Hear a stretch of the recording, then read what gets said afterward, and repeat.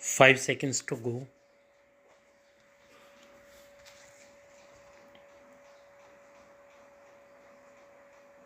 Start.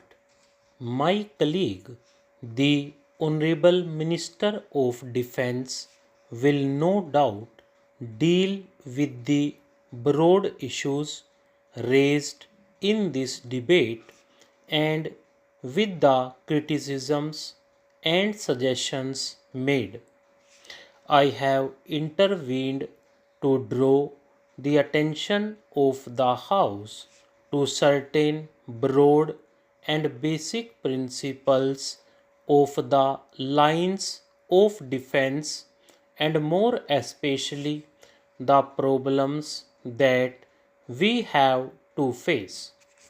I have noticed in the course of the debate today a certain concern and anxiety about recent events amounting almost to an apprehension lest India might be attacked by our neighboring country and we might not be ready for it. The number of recent border incidents and more especially the fact that a great foreign country is giving military aid has led no doubt to this apprehension.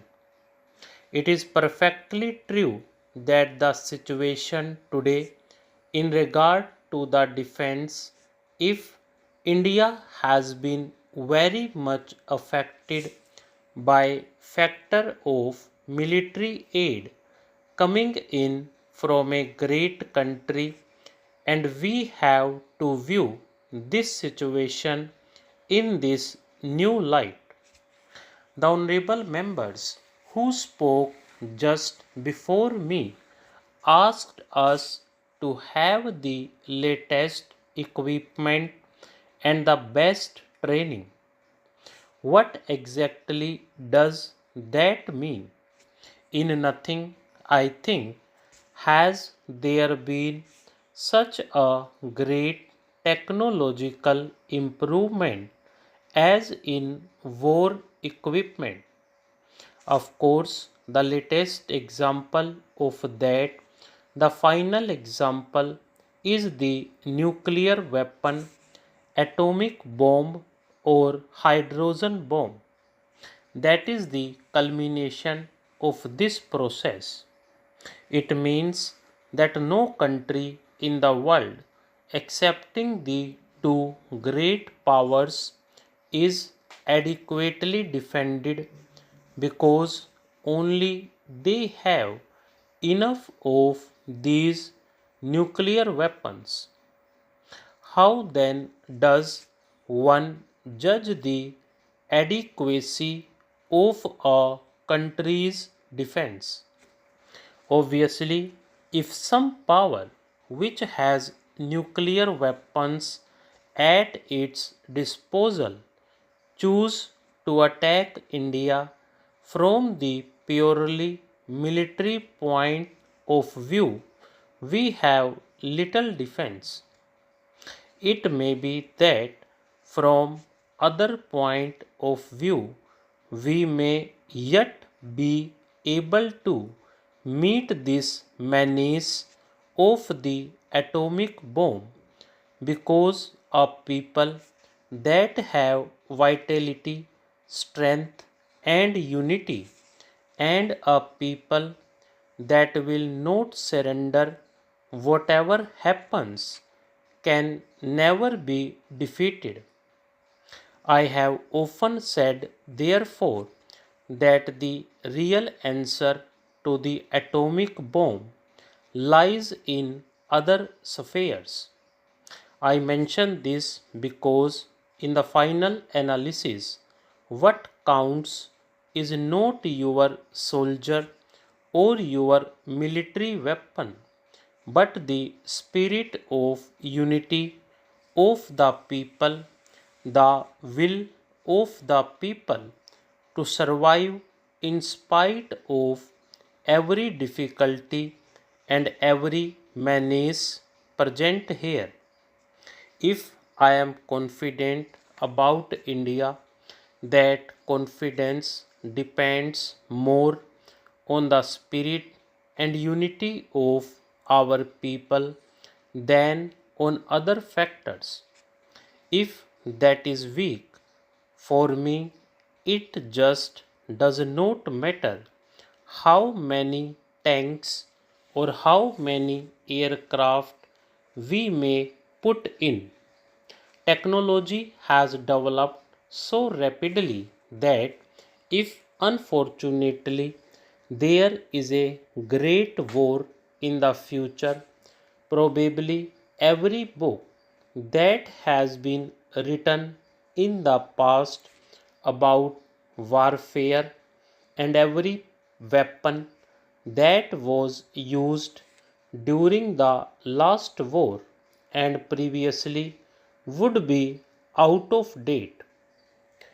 Judged from that point of view, we in India and nearly all the countries of the world, excepting a very few, are completely out of date and there is not help for us at present. What is the equation of defense? In what lies the strength of a people for defense? Well, one thinks immediately about defense forces, army, navy, air force. Perfectly right. They were the spear points of defense. They have to bear the brunt of any attack. How do they exist? What are they based on?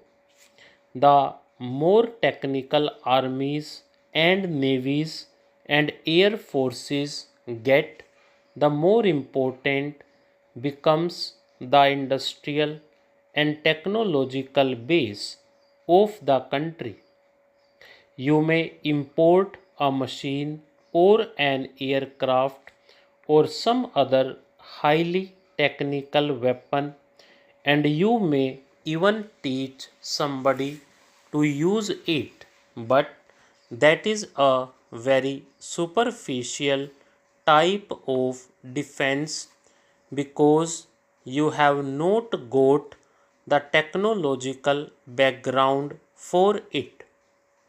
If spare parts go wrong, your whole machine is useless. If somebody from whom you bought it refuses to supply a part of it, it becomes useless, so that in spite of your independence, you become dependent on others and very greatly so. From that point of view, probably there are very few countries in the world that are really independent, able to stand on their own feet against the military strength of others. Therefore, apart from the army, navy, and so on, you have to have an industrial and technological background in the country. Supporting all this is the economy of the country. If the country's economy is not sound, it is a weak country.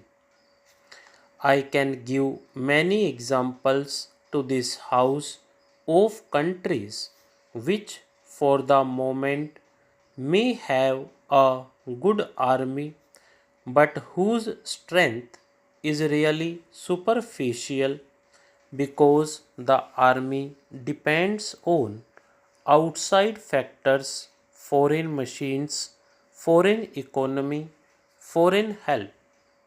Such a country is essentially a dependent country, though called independent as regards his political status is concerned in the world.